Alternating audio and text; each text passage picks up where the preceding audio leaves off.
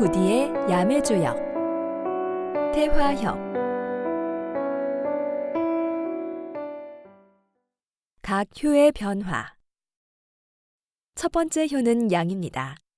반복해서 작은 문제들을 자꾸 마주치게 되다 보면 더욱 근본적인 변화가 필요함을 느끼기 시작합니다.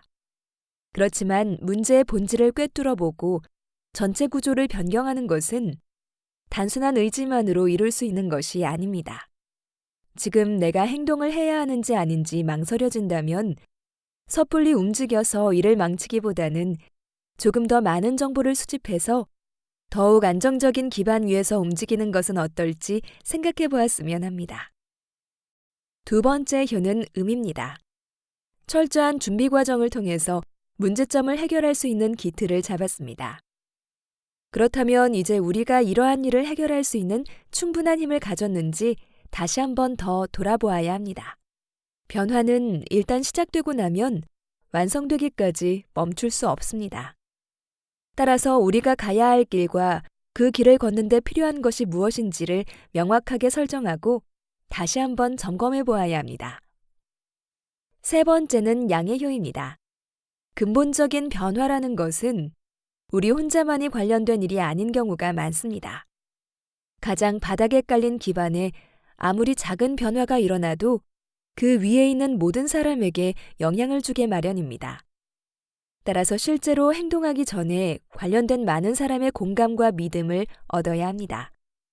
아무리 옳은 일이라 해도 사람들 간의 공감대가 형성되어 있지 않다면 변화의 길목마다 반발을 얻게 될지도 모릅니다.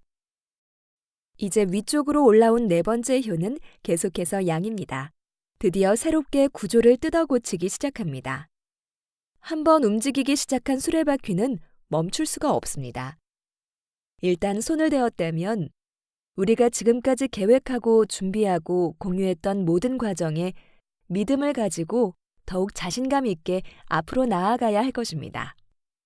가끔은 지치고 힘들었을 때가 있을지도 모르지만 나를 믿고 나와 함께 걸어가는 사람들을 보며 다시 한번 힘을 내어보는 것은 어떨까요? 다섯 번째 효도 양입니다.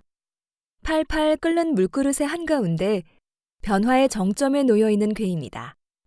변화가 시작되기까지 오랜 준비가 필요했고 그것이 굴러가게 하기 위해서 온 힘을 다해야 했지만 일단 올바른 방향으로 움직이기 시작한 변화의 바람은 우리가 걱정하지 않더라도 스스로 점점 더 커져나갈 것입니다. 물론 그 변화의 바람이 언제나 우리가 예상한 대로 움직일 거라고 확신할 수는 없겠지만 지금까지의 노력을 한번 믿어보는 것은 어떨까요?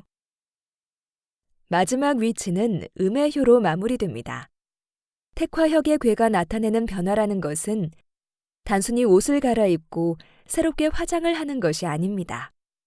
그와는 반대로 우리 내부에 있는 구조적인 문제를 진단하고 분석하여 그것을 신중하게 고쳐나가는 모습입니다.